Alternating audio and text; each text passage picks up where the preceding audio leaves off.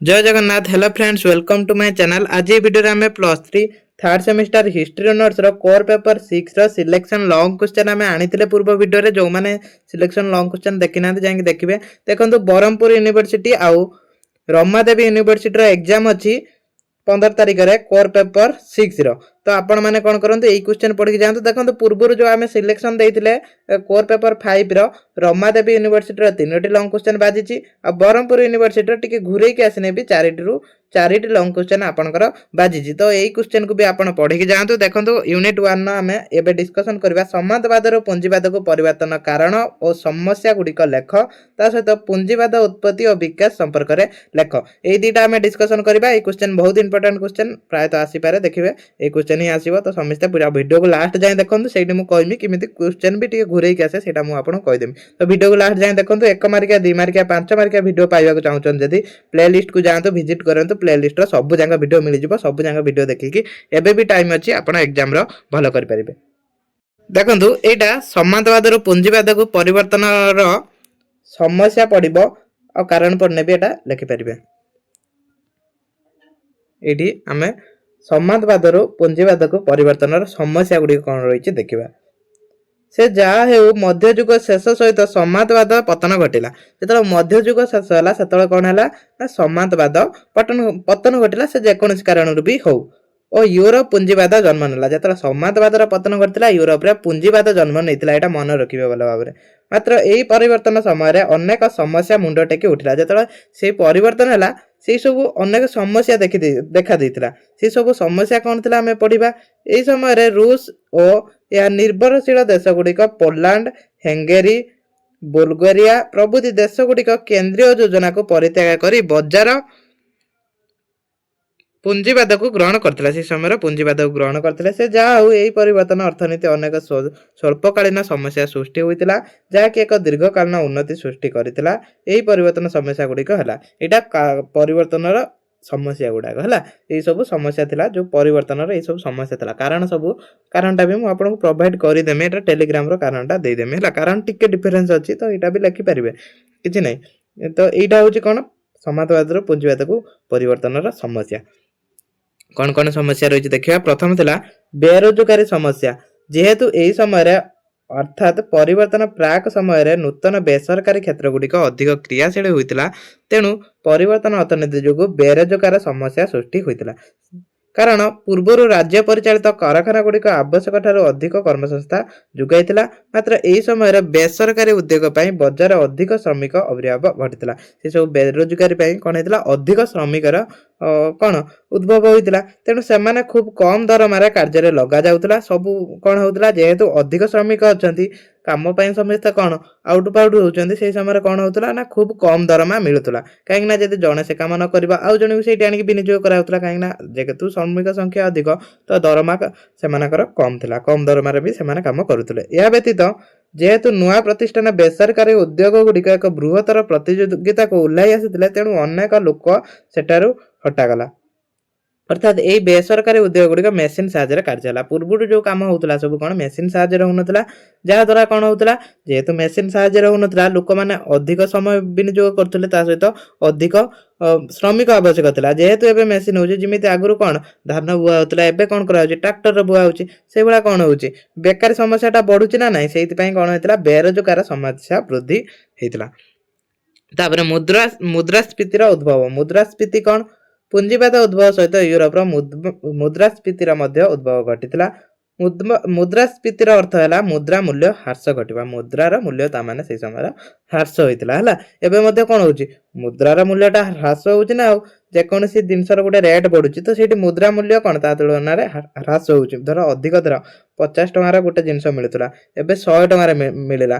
तो सेठी कोन हैला जो जिनिसटार धर गोटे जिंस आगर बहीटा 50 टंकार मिलुतला, एबे 100 टंकार मिलला। तो सेठी कोन हैला बहीर मूल्यटा बढ़िला किंतु मुद्रार मूल्य कोन हैला कमिला। काहे ना आगर 50 टंका सहित गोटे बही समान थिला, एबे 100 टंका सहित सेई गोटे बही समान अछि। सेई समय कोन हैला मुद्रास्फीतिर मध्य उद्भव हेतिला। पूर्वरु राज्य सरकार मुद्रा मूल्य जेपरि भाबरे धार्य करथिले ता ठीक थिला। मात्र पूंजीवाद प्राक पर्याय बेलकु बेसरकार उद्योग गुडिक मुद्रा मूल्य को आयातक भाबरे वृद्धि करथिले। अर्थात बहुर परिमाण पूंजीपति माने ଠୁଳ କରିଥିଲେ। ତ ଏଇଭଳିଆ କ'ଣ ହେଇଥିଲା ମୁଦ୍ରାସ୍ଫୀତି ଉଦ୍ଭବ ହେଇଥିଲା। ଏଇଟା ମଧ୍ୟ ଗୋଟେ ସମସ୍ୟା ଥିଲା। ତାପରେ ଦୁର୍ନୀତି ପରିବର୍ତ୍ତନ ପ୍ରାକ୍ ବର୍ଷ ଗୁଡ଼ିକରେ କମ୍ୟୁନିଷ୍ଟ ଦେଶ ଗୁଡ଼ିକରେ ଅନେକ ଦୁର୍ନୀତି ବ୍ୟାପ୍ତ ଲାଭ କରିଥିଲା, ଯାହାଫଳରେ କି ଏଠାରେ ଉଦ୍ୟୋଗ ଓ ଶିଳ୍ପ ଗୁଡ଼ିକ ନିମ୍ନମାନ ଦରରେ ଉତ୍ପାଦନ ହେଉଥିଲା। ସବୁ କ'ଣ ନିମ୍ନମାନ ମାନେ ବହୁତ କମ୍ ଦରରେ ଏଗୁଡ଼ାକ ହେଉଥିଲା, ଯେଉଁଥିରେ କି ଅର୍ଥନୈତିକ ଅନିୟନ୍ତ୍ରିତ ବଜାର ବିକ୍ରି କରାଗଲା। ପୁଞ୍ଜିପତିମାନେ ଅଧିକ ପୁଞ୍ଜି ଲାଭ ନିମନ୍ତେ ଦୁର୍ନୀତିକୁ ପ୍ରଶ୍ରୟ ଦେଲା।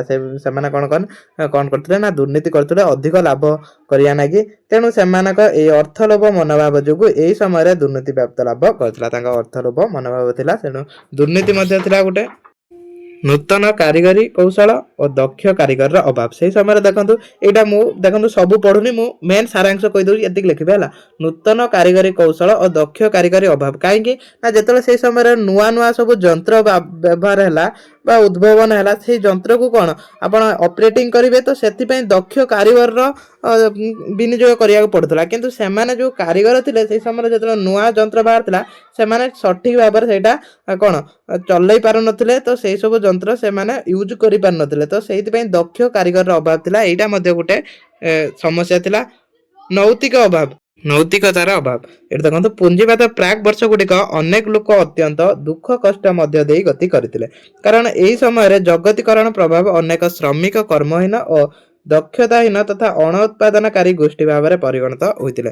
ସେମାନେ କିଛି କ'ଣ ଦକ୍ଷତାହୀନ ହୋଇଥିଲେ, ଅଣ ଉତ୍ପାଦନକାରୀ ଭାବରେ ଗୋଷ୍ଠୀରେ ପରିଣତ ମଧ୍ୟ ହୋଇଥିଲେ। ଏହା ବ୍ୟତୀତ ଅର୍ଥନୈତିକ ଅସମତା ମଧ୍ୟ ଏହି ସମୟରେ ଦେଖା ଦେଇଥିଲା। ସମସ୍ତଙ୍କର ଅର୍ଥନୈତିକ ସମତା ନଥିଲା, କାରଣ ଏହି ପୁଞ୍ଜିବାଦ ଉଦ୍ଭବ ସମୟରେ ପ୍ରାୟତଃ ଶ୍ରମିକ ଶ୍ରେଣୀର ଲୋକମାନେ ମୁଦ୍ରାସ୍ଫୀତି ଓ ବେରୋଜଗାରୀ ସମସ୍ୟା ଯୋଗୁଁ ଅନେକ ଦୁଃଖ କଷ୍ଟ ଭୋଗ କରୁଥିଲେ। ଯେହେତୁ ବେରୋଜଗାରୀ ସମସ୍ୟା ସେହି ସମୟରେ ଦେଖା ଦେଇଥିଲା, ସମସ୍ତେ କ'ଣ ଦୁଃଖ କଷ୍ଟରେ ରହୁଥିଲେ। ତେଣୁ ଏହି ସବୁ ସମସ୍ୟା ପରିବର୍ତ୍ତନ ସମୟରେ ଦେଖା ଦେଇଥିଲା, ଯେତେବେଳେ ପୁଞ୍ଜିବାଦରୁ ସମାଜବାଦକୁ ପରିବର୍ତ୍ତନ ହୋଇଥିଲା। ଏହି ସବୁ ସମସ୍ୟା ଗୁଡ଼ିକ ଦେଖା ଦେଇଥିଲା। ମାତ୍ର ପୁଞ୍ଜିବାଦ ଅଭିଧ ବିକାଶ ପରେ ଏଗୁଡ଼ିକ କିଛି ମାତ୍ରାରେ ଦୂର ହୋଇଥିଲା। ତାପରେ ଯେତେବେଳେ ଏଇଟା ବିକାଶ ହେଇଥିଲା, କିଛି ମାତ୍ରାରେ ଏସବୁ ପୁଞ୍ଜିବାଦର ଧୀରେ ଧୀରେ ବିକାଶ ହେଲା, ତ ଏହିସବୁ କ'ଣ ଧୀରେ ଧୀରେ ଦୂର ମଧ୍ୟ ହୋଇଥିଲା। ତାପରେ ଆମର ନେକ୍ସଟ କ୍ୱେଶ୍ଚନ ଥିଲା ପୁଞ୍ଜିବାଦର ଉଦ୍ଭବ ଆଉ ବିକାଶ ବିଷୟରେ ପଢିବା। ଦେଖନ୍ତୁ ନେକ୍ସଟ କ୍ୱେଶ୍ଚନକୁ ଯିବା। ଏଇଠି ଦେଖନ୍ତୁ, ପୁଞ୍ଜିବାଦର ଉଦ୍ଭବ। ଏଇଟା ବୁଝିବେ, ଏଇଟା କାହିଁକିନା ପୁଞ୍ଜିବାଦ ଉପରେ ବି ଯେକୌଣସି କ୍ୱେଶ୍ଚନ ପୁଞ୍ଜିବାଦ ଉପରେ ଆସିବ ହିଁ ଆସିବ। ଦେଖନ୍ତୁ, ଏଇ କ୍ୱେଶ୍ଚନ ଆସିବ ପୁଞ୍ଜିବାଦ ଉପରେ, ଯାହା ବି ହଉ କ୍ୱେଶ୍ଚନ ଆସିବ। ଅର୍ଥନୈତିକ ଉତ୍ପାଦନ ବ୍ୟକ୍ତି ବିଶେଷ ନିଜର ଅଧିକାରକୁ ପୁଞ୍ଜିବାଦ କୁହାଯାଏ। ପୁଞ୍ଜିବାଦ କାହାକୁ କୁହାଯାଏ ନା ଅର୍ଥନୈତିକ ଉତ୍ପାଦନରେ ବ୍ୟକ୍ତି ବିଶେଷର ଯେଉଁ ନିଜର ଯେଉଁ ଅଧିକାରଟା ଥାଏ ସେଇଟାକୁ ଆମେ ପୁଞ୍ଜିବାଦ କହିବା, ଯେଉଁଥିରେ କି ପୁଞ୍ଜି ଉପରେ ବ୍ୟକ୍ତି ବିଶେଷ ନିଜର ନିଜସ୍ୱ ଅଧିକାର ଥାଏ। ଏଠାରେ ପୁଞ୍ଜିର ଅର୍ଥ ହେଲା ଧନ ବା ସମ୍ପତ୍ତି। ପୁଞ୍ଜିର ଅର୍ଥ ବୁଝିବେ, ପୁଞ୍ଜିର ଅର୍ଥ କ'ଣ ଧନ ବା ସମ୍ପତ୍ତି। ଯେକୌଣସି ଆର୍ଥିକ ଉନ୍ନତିମୂଳକ କାର୍ଯ୍ୟରେ ବା ବ୍ୟବସାୟରେ ଯେତେ ପରିମାଣରେ ପୁଞ୍ଜି ଲଗାଇ ରୋଜଗାର ବୃଦ୍ଧି କରିବାକୁ ପୁଞ୍ଜିବାଦ କୁହାଯାଏ। ସେ ଯେଉଁ ବ୍ୟବସାୟରେ କ'ଣ କରିବା ନା ଯେତେ ପରିମାଣରେ ପୁଞ୍ଜି ଲଗାଇବା, ତ ସେହି ହିସାବରେ କ'ଣ ଆମର ରୋଜଗାର ବୃଦ୍ଧି କରିବା, ସେଇଟାକୁ ଆମେ ପୁଞ୍ଜିବାଦ କହିବା। ତେଣୁ ଉତ୍ପାଦନ ବୃଦ୍ଧି ନିମନ୍ତେ 4ଗୋଟି ଉତ୍ସ ରହିଛି। କ'ଣ ଗୋଟେ ହେଲା ପୁଞ୍ଜି, କଞ୍ଚାମାଲ, ଶ୍ରମ, ଉଦ୍ଯୋଗୀ ପ୍ରଭୃତିର ଆବଶ୍ୟକ ହୋଇଥାଏ। ଏହି 4ଟିର ଆବଶ୍ୟକ ହୋଇଥାଏ। ତେଣୁ ବାଣିଜ୍ୟ ବ୍ୟବସାୟ ଉତ୍ପାଦନ କ୍ଷମତା ବୃଦ୍ଧି ନିମନ୍ତେ ବ୍ୟକ୍ତି ବିଶେଷ ବ୍ୟବସାୟ ଉପରେ ନିଜସ୍ୱ ଅଧିକାର ରହିବା ନିତାନ୍ତ ଆବଶ୍ୟକ। ଏହି ବ୍ୟବସ୍ଥା ସମ୍ବନ୍ଧବାଦ ପତନ ପରେ ୟୁରୋପର ଉଦ୍ଭବ ଲାଭ କରିଥିଲା। ପ୍ରଥମେ ଏହା ଦ୍ୱାଦଶ ଓ ତ୍ରୟୋଦଶ ଶତାବ୍ଦୀରେ ପଶ୍ଚିମ ୟୁରୋପରେ ଉଦ୍ଭବ ଲାଭ କରିଥିଲା। ଏଇଟା ପ୍ରଥମେ କେବେ ଦ୍ୱାଦଶ ଓ ତ୍ରୟୋଦଶ ଶତାବ୍ଦୀରେ ପଶ୍ଚିମ ୟୁରୋପରେ ଏଇଟା ଉଦ୍ଭବ ହୋଇଥିଲା। କୋଉଟା ପୁଞ୍ଜିବାଦଟା। ମାତ୍ର ଊନବିଂଶ ଶତାବ୍ଦୀର ଦ୍ୱିତୀୟାର୍ଦ୍ଧ ଦେଶକୁ ଏହି ବ୍ୟବସ୍ଥା ସମଗ୍ର ପୃଥିବୀକୁ ପର୍ଯ୍ୟାପ୍ତ ହୋଇଥିଲା। ଅନ୍ୟପକ୍ଷରେ ଦେଖିବାକୁ ଗଲେ ପ୍ରଥମେ ଅର୍ଥାତ୍ ମଧ୍ୟଯୁଗୀୟ ଅର୍ଥନୈତିକ ତଥା ରାଜନୈତିକ ଗଠନ ପ୍ରଣାଳୀ ସମାନ୍ତବାଦ ଅଧିପତ୍ୟ ବିସ୍ତାର କରିଥିଲା। ଏହି ଯୁଗରେ ସମ୍ବାଦମାନେ ଏକ ପ୍ରଭାବଶାଳୀ ଗୋଷ୍ଠୀ ଭାବରେ ପରିଚିତ ଥିଲେ ତଥା ସମସ୍ତ ଶାସନଗତ ଅର୍ଥନୈତିକ କ୍ଷମତା କେନ୍ଦ୍ରବିନ୍ଦୁ ଥିଲେ। ମାତ୍ର ତ୍ରୟୋଦଶ ଶତାବ୍ଦୀ ବେଳକୁ ସମାନ୍ତବାଦ ପୁଞ୍ଜିବାଦକୁ ପରିବର୍ତ୍ତନ ହୋଇଥିଲା। ଯେଟା ତ୍ରୟୋଦଶ ଶତାବ୍ଦୀ ବେଳକୁ କ'ଣ ହେଲା, ସମାନ୍ତବାଦରୁ ପୁଞ୍ଜିବାଦକୁ ପରିବର୍ତ୍ତନ ହୋଇଗଲା। ପୁଞ୍ଜିବାଦ ହେଉଛି ଏକ ସାମାଜିକ ଅର୍ଥନୈତିକ ବ୍ୟବସ୍ଥା ଯାହାକି ବ୍ୟକ୍ତିଗତ ମାଲିକାନା ସ୍ରୋତ ଉପରେ ପର୍ଯ୍ୟବେସିତ ଥିଲା।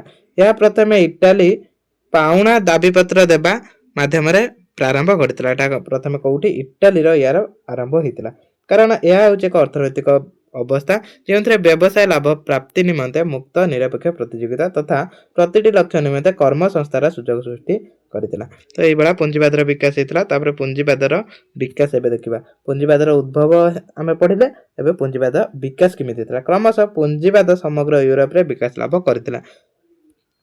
ସେ ଯୋଉ ପୁଞ୍ଜିବାଦ ତେଣୁ ଅନେକ କାରଣ ଥିଲା ହେଲା। ପୁଞ୍ଜିବାଦ ବିକାଶ ପାଇଁ ଯୋଉ କାରଣ ଗୁଡ଼ିକ ଥିଲା ଆମେ ଡାଇରେକ୍ଟ କାରଣ ଗୁଡ଼ିକ ଦେଖିବା।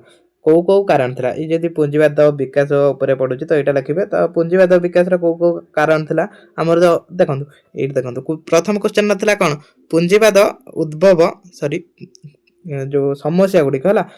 ପ୍ରଥମ କ୍ୱେଶ୍ଚନ ଥିଲା କ'ଣ, ସମାଜବାଦରୁ ପୁଞ୍ଜିବାଦର ପରିବର୍ତ୍ତନର ସମସ୍ୟା ଆଉ କାରଣ। ଏଇଠି ଏଇ କାରଣ ବି ଆପଣ ଲେଖିପାରିବେ। ଯୋଉ ପୁଞ୍ଜିବାଦର ବିକାଶ ଯୋଉ କାରଣ ସେଠି ଏଇ କାରଣଟି ଲେଖିବେ ହେଲା। 1 ମାର୍କିଆ। ତ ଏଇଠି ଆପଣଙ୍କୁ ମୁଁ କହିଥିଲି 2ଟା କ୍ୱେଶ୍ଚନ ଆନ୍ସର ମିଳିବ, ତ 2ଟା କ୍ୱେଶ୍ଚନ ଆନ୍ସର ମିଳିଲା। ଏଠି ଦେଖନ୍ତୁ କାରଣ କ'ଣ କ'ଣ ଥିଲା। ପଞ୍ଚଦଶ ଶତାବ୍ଦୀରେ ଭୌଗୋଳିକ ଜଳପଥ ଆବିଷ୍କାର ଯୋଗୁଁ ଟିକେ ରହିବେ ଏଇଠି। ପଞ୍ଚଦଶ ଶତାବ୍ଦୀରେ ଭୌଗୋଳିକ ଜଳପଥ ଆବିଷ୍କାର ଯୋଗୁଁ ବାଣିଜ୍ୟ ବ୍ୟବସାୟ ପ୍ରସାର ଘଟିଲା। ଏହାଦ୍ୱାରା ଅନେକ ନୂତନ ଦେଶ ଆମେରିକା, ଏସିଆ ପ୍ରଭୃତି ଦେଶକୁ ଜଳପଥ ଆବିଷ୍କାର ହୋଇପାରିଲା। ଯେତେବେଳେ କ'ଣ ହେଇଥିଲା ନା ଜଳପଥ ସବୁ ଆବିଷ୍କାର ହେଇଥିଲା, ସେହି ସମୟରେ ଅନ୍ୟ ଦେଶକୁ ଯାଇକି ବାଣିଜ୍ୟ ବ୍ୟବସାୟ କରିପାରୁଥିଲେ। ଏହାଦ୍ୱାରା ଲୋକମାନେ କେବଳ ଯେ ନୂତନ ମହାଦେଶ ଯାଇ ନିଜର ସଂସ୍କୃତି ପ୍ରସାର ଘଟାଇଥିଲେ ତାହା ନୁହେଁ, ଏହା ବାଣିଜ୍ୟ ବ୍ୟବସାୟ ମଧ୍ୟ କ'ଣ ହୋଇଥିଲା। ଦେଶ ଦେଶ ମଧ୍ୟରେ ବାଣିଜ୍ୟ ବ୍ୟବସାୟ ମଧ୍ୟ ଏଇଟା କରାଯାଇଥିଲା। କେବଳ ଧର୍ମ ସଂସ୍କୃତି ଏଇଟା ସ୍ଥାନାନ୍ତରିତ ହେଇନଥିଲା। ଆଉ ଗୋଟେ କାରଣ, ଏଇ ଯୁଗରେ ଫ୍ରାନ୍ସ, ଇଂଲଣ୍ଡ, ସ୍ପେନ୍ ଶକ୍ତିଶାଳୀ ରାଜତନ୍ତ୍ର ମଧ୍ୟ ଅଭିଦୟ ହୋଇଥିଲା।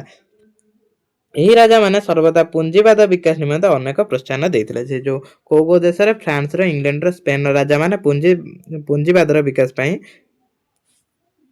ରାଜାମାନେ ସର୍ବଦା କ'ଣ କରିଥିଲେ, ପୁଞ୍ଜିବାଦର ବିକାଶ ନିମନ୍ତେ ପ୍ରୋତ୍ସାହନ ଯୋଗାଇଥିଲେ, ମାନେ ସାହାଯ୍ୟ କରିଥିଲେ। ସେମାନେ ପୁଞ୍ଜିପତିମାନଙ୍କୁ ପୃଷ୍ଠପୋଷକତା କରି ନିଜ ଦେଶର ଆର୍ଥିକ ଅବସ୍ଥାକୁ ସୁଦୃଢ଼ କରିବା ପାଇଁ ଆଶା ପୋଷଣ କରିଥିଲେ। ତେଣୁ ପୁଞ୍ଜିପତିମାନେ କ'ଣ କରିଥିଲେ, ପୁଞ୍ଜିପତିମାନଙ୍କୁ ସେମାନେ ପ୍ରମୋଶନ କରିଥିଲେ ଆଉ ସେଇଭଳିଆ ଆଉ। ତାପରେ ତୃତୀୟ କାରଣ କ'ଣ ଥିଲା, ଏହି ସମୟରେ ଅର୍ଥାତ୍ ପୁଞ୍ଜିବାଦ ଉଦ୍ଭବ ବେଳେ ପୃଥିବୀରେ ଅନେକ ରାଷ୍ଟ୍ର, ଆଫ୍ରିକା, ଅଷ୍ଟ୍ରେଲିଆ, ଜର୍ମାନୀ, ପୂର୍ବ ଏସିଆ ପ୍ରଭୃତି ରାଷ୍ଟ୍ରଗୁଡ଼ିକ ଅନେକ ସୁନା ରୂପା ଖଣିମାନ ଆବିଷ୍କୃତ ହେଲା। ଏହି ଦେଶରୁ ସୁନା ରୂପା ଖଣି ଯୋଗୁଁ ଲାଭବାନ ହୋଇପାରିଲେ। ଏହା ବ୍ୟତୀତ ଏହି ସମୟରେ ବଣିକବାଦ ନାମରେ ଏକ ନୀତିର ଉଦ୍ଭବ ଘଟିଲା, ଯାହା ମୁଖ୍ୟ ନୀତି ଥିଲା ସୁନା ରୂପା ଏହା ହେଉଛି ଦେଶର ପ୍ରଗତି ପ୍ରତୀକ। ତ ଏଇଭଳିଆ କ'ଣ ହେଇଥିଲା ନା ଏଇସବୁ ଗୋଟେ ଗୋଟେ କାରଣ ଥିଲା। ତାପରେ ଚତୁର୍ଥ କାରଣ କ'ଣ ଥିଲା, ଶିଳ୍ପ ବିପ୍ଳବ ପୁଞ୍ଜିବାଦ ପ୍ରଗତି ନିମନ୍ତେ ଅନେକ ସହାୟକ ହୋଇଥିଲା। ଏଇ ଶିଳ୍ପ ବିପ୍ଳବ ମଧ୍ୟ ଗୋଟେ କାରଣ ଥିଲା। ଶିଳ୍ପ ବିପ୍ଳବ ଯୋଗୁଁ ଅନେକ କାରଖାନା ମାନ ସମଗ୍ର ୟୁରୋପରେ ପ୍ରତିଷ୍ଠା ଲାଭ କରିଥିଲା। ଏହା ଯୋଗୁଁ ଅନେକ ନୂତନ ଯନ୍ତ୍ରପାତି ଉଦ୍ଭବ କରିଥିଲା। ଯେହେତୁ କାରଖାନା ହେଲା, ନୂତନ ଯନ୍ତ୍ରପାତି ହେଲା। ଏହା ବ୍ୟତୀତ ଯାନ୍ତ୍ରିକ ବିଦ୍ୟା, ଯାନ୍ତ୍ରିକ ପ୍ରୟୋଗ କୌଶଳ, ଯାନ୍ତ୍ରିକ ବିଜ୍ଞାନ ପ୍ରଭୃତି ଉଦ୍ଭବ ଘଟିଲା। ତ ଏଇଠି କ'ଣ ହେଇଥିଲା, ବାଣିଜ୍ୟ କାରବାର ମଧ୍ୟ ବିକାଶ ହେଇଥିଲା। ତାପରେ ଆଉ ଗୋଟେ କାରଣ ଦେଖିବା, ପୁଞ୍ଜିବାଦ ପ୍ରାରମ୍ଭ ଓ ପ୍ରଗତି କ୍ଷେତ୍ରରେ ପ୍ୟୁରିଟାନବାଦ ଅନେକ ଭୂମିକା ରହିଥିଲା। ସେମାନେ ମଧ୍ୟ ପୁଞ୍ଜିବାଦକୁ ଅନେକ ପ୍ରୋତ୍ସାହନ କରିଥିଲେ। ଏହିପରି ଭାବରେ ପୁଞ୍ଜିବାଦ ବିକାଶ ନିମନ୍ତେ ଅନେକ କାରଣ ଦାୟୀ ଥିଲା। ଏଇଭଳିଆ ସବୁ କାରଣ ଥିଲା ଯାହାଦ୍ୱାରା ପୁଞ୍ଜିବାଦର ବିକାଶ ଘଟିଥିଲା। ତାପରେ ପୁଞ୍ଜିବାଦର ବୈଶିଷ୍ଟ୍ୟ ଏଇଟା ବି ପଢି ଦେଇଥାନ୍ତୁ, ହୁଏତ ଏକ୍ଜାମରେ ଆସିପାରେ। ସେଇଥିପାଇଁ ମୁଁ କହିଥିଲି ଫାଷ୍ଟରୁ ଷ୍ଟାର୍ଟିଂର ଭିଡ଼ିଓ ଲାଷ୍ଟ ଯାଏଁ ଦେଖିବେ। ତ ଯେଉଁମାନେ ଲାଷ୍ଟ ଯାଏଁ ଦେଖୁଛନ୍ତି ସେମାନେ ଏଇଟା ପଢିବେ ହେଲା। ଏଇଟା ସବୁ ପଢିବେ। ବୈଶିଷ୍ଟ୍ୟ କ'ଣ, ଯନ୍ତ୍ରପାତି ଉଦ୍ଭାବନ ଏଇଟା ପଏଣ୍ଟ ଦେବେ। ବିଶାଳ ପୁଞ୍ଜି ଏସବୁ ଥିଲା ତାର ବୈଶିଷ୍ଟ୍ୟ। ଚତୁର୍ଥ ଏମିତି କରିକି ସବୁ ବୈଶିଷ୍ଟ୍ୟ ଦେଇଛି, ଏତିକି ପଢିନେବେ। ଦେଖିବେ ୟା ଭିତରୁ ଯାହା ବି ହଉ କ୍ୱେଶ୍ଚନ ଆସିବ, ପୁଞ୍ଜିବାଦ ଉପରୁ କ୍ୱେଶ୍ଚନ ଆସିବ ମାନେ ଆସିବ ହେଲା। ଯାହା ବି ହଉ କ୍ୱେଶ୍ଚନ ଆସିବ, ବ୍ରହ୍ମପୁର ୟୁନିଭର୍ସିଟିରୁ ଆସିବ, ରମାଦେବୀ ୟୁନିଭର୍ସିଟିରୁ ବି ଆସିବ। ତ ଭିଡ଼ିଓକୁ ଏଇଠି ରଖିବା। ନେକ୍ସଟ ଭିଡ଼ିଓ ପାଇଁ କମେଣ୍ଟ କରିବେ କୋଉ ଟପିକ, କୋଉ ଲଙ୍ଗ କ୍ୱେଶ୍ଚନ ଆମେ ନେକ୍ସଟ ଭିଡ଼ିଓରେ ଡିସ୍କସନ କରିବା, କମେଣ୍ଟ କରନ୍ତୁ।